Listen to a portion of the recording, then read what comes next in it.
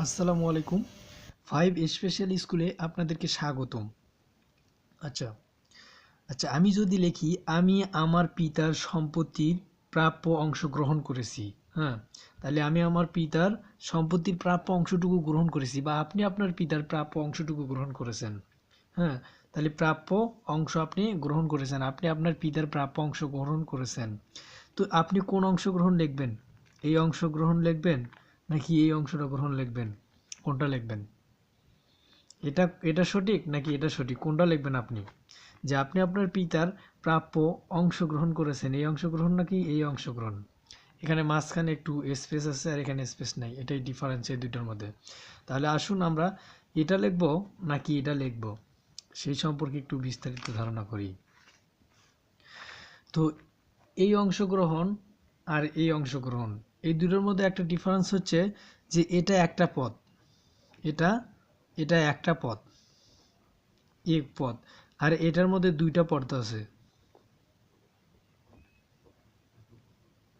এটার মধ্যে দুইটা পদ আছে, তাহলে একটাতে একটা পদ আছে আর একটাতে দুইটা পদ আছে।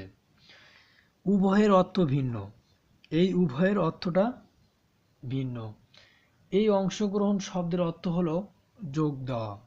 তাহলে এই অংশগ্রহণ শব্দের অর্থ কি? এই অংশগ্রহণ শব্দের অর্থ হচ্ছে যোগ দেওয়া। যেমন আমি যদি বলি যে সভাপতি সভাপতি সাহেব যথাসময়ে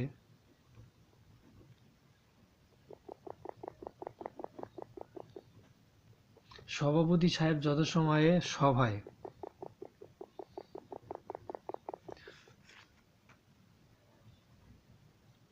অংশ গ্রহণ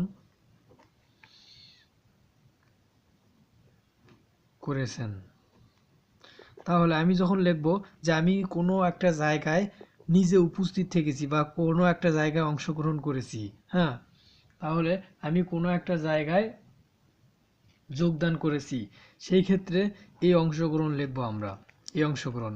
আর আমি আমি কোনো কিছু পাবো, সে পাওয়া, এই পাওয়া জিনিসটা হচ্ছে অংশ। আমি কোনো কিছু পাবো, সেই পাওয়া জিনিসটা হচ্ছে অংশ। আমি ওই জিনিসটা যদি গ্রহণ করি তখন সেটা হবে অংশগ্রহণ। যেমন আমি আমার ভাগের সম্পত্তি, আমি ওটা আমার ভাগের সম্পত্তি, ওটা একটা অংশ না, সেই অংশটা আমি গ্রহণ করেছি, এখান থেকে এলো এই অংশগ্রহণ। হ্যাঁ, তাহলে আশা করি আপনারা এই অংশগ্রহণ এবং এই অংশগ্রহণ সম্পর্কে কি একটা পার্থক্য তা আপনারা জেনে গেছেন।